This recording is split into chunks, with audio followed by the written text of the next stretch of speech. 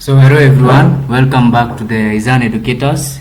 This is the unit business law and this marks our second lesson. So in this video tutorial we are going to deal with this objective, that is the sources of Kenyan laws. We are going to know where are Kenyan laws obtained from. So the source of law may be written or unwritten, meaning that the source of law may be put down on paper, whereas some laws are well known by those people who are subject to those laws. So legislation, that is including the Constitution of Kenya, is the best example of a written law, meaning that the Constitution of Kenya is put down maybe on a document, meaning that it is written down, and that is a good example of a written law. While customary law may be cited as an example of an unwritten law. So customary law basically involves the laws which are made by each and every particular community. So each and every community have their own laws, and these laws may not be necessarily written down. These laws are well known by those people who are members of those certain communities. So we'll go direct to the point on the main sources of law in Kenya. So the first and the main source of Kenyan law in Kenya is the Constitution of Kenya 2010, that is the new constitution, and also the subsequent amendments. Then we have the Acts of Parliament, the African customary law. We also have the subsidiary or delegated statutory instruments. We also have the case law or judicial precedents, and also lastly we have the Islamic religion. So we are going to discuss each at a time. Beginning with, we are going to see that one of the main source of law in Kenya is the Constitution of Kenya 2010. This is the new constitution, whereby it contains the laws which govern each and every member or each and every citizen of Kenya. In the Kenyan constitution, the laws are categorized in the three main aspects, that is the economic laws, we also have the political laws and the social laws. And we are also talking about the subsequent amendments. Okay, these subsequent amendments, these are the changes that have been made in the Kenyan constitution. So this is also a source of law in Kenya. So next we have the Acts of Parliament. They are sometimes referred as the primary legislation or text law passed by the legislative body. Next we have the African customary law. So the Court of Appeal, the High Courts and other subordinate courts, these are the courts that are in Kenya. They usually apply customary law in civil cases, such as family-related cases, in which one or more parties are subject to it or affected by it. So when courts in Kenya are doing their cases, they sometimes refer back what is in the customary law. We have said that each and every community have their own laws that govern the members of such community. So each and every, for example, when we say about the civil cases, that is the family related cases, so there are some laws which guide the members of particular community on how they are supposed to relate with each other. So when the courts in Kenya are ruling out cases, they sometimes refer what does a particular community state on how people should relate with each other, and then they use that law in determining cases of parties. These parties may be subject to that law or affected by that law. Next we have the subsidiary or delegated or statutory instruments. Okay, basically these are rules and orders made by cabinet secretaries in charge of cabinet departments. We have said that we have talked about the cabinet secretaries in charge of cabinet departments. For example, here in Kenya we have various departments and various cabinet secretaries.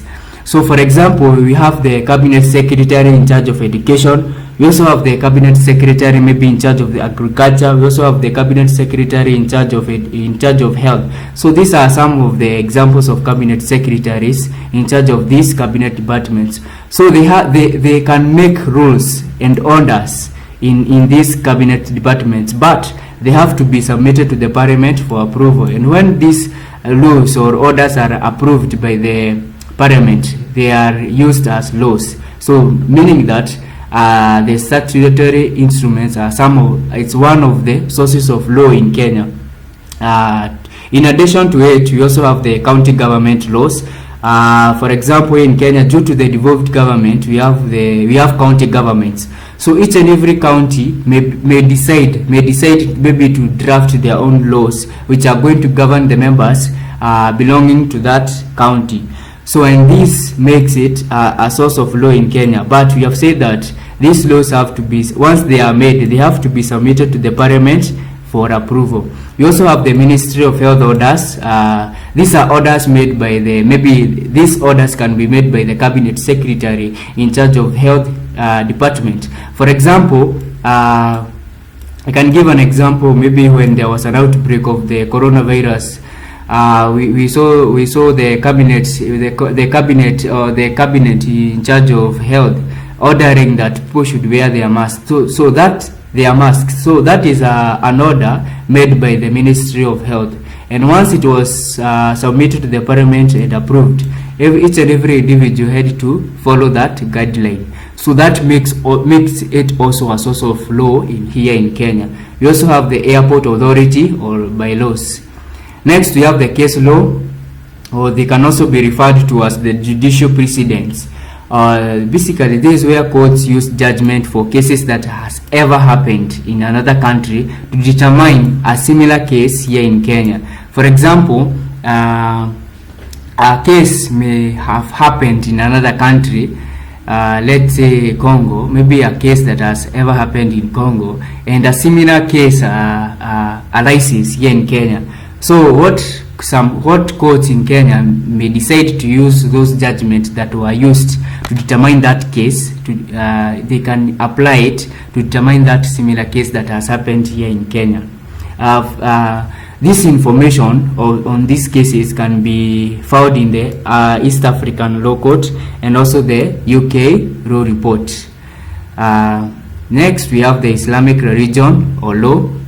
So people professing Muslim faith are mutually guided by principles of their faith. For example, the law guide in Qadi courts is derived from the Muslim religion. In addition to it, we can see that the Qadi courts usually determine cases of marriages and divorces of parties who profess Muslim faith. So in these courts, they use what the Muslim faith talk about marriages and divorces. So they have to follow those guidelines for those people who profess Muslim faith in determining these cases. So we have discussed on the sources of Kenyan laws, whereby we have said that the law can be either written or unwritten, whereby we have said that registration, that is including the Constitution of Kenya, is the best example of a written law because it is put down on a document. While customary law, these are laws that are owned by each and every community, but they have not to be necessarily written down. This is recited as unwritten law. So we have talked about the main sources of law in Kenya, whereby we have said we have the Constitution of Kenya and its subsequent amendments. We have the Acts of Parliament. We have the customary law, subsidiary or delegated law, whereby we have said that these are rules and orders made by cabinet secretaries in charge of cabinet departments, but we have said that they have to be approved by the parliament. We also have talked about the case law or judicial precedents, whereby you have said that this is where Kenyan courts use judgment for cases that has ever happened in another country to determine a similar case here in Kenya. And we have said that this information of these cases can be found in the East African Law Court or the UK Law Report. Lastly, we have talked about the Islamic religion or law, whereby we have said that people professing Muslim faith are mutually guided by the principles of their faith. And we have given an example of Qadi courts which usually determine cases of marriages and divorces of parties who profess Muslim faith. So that's all for this lesson. That was the sources of Kenyan laws, lesson 2. Thank you.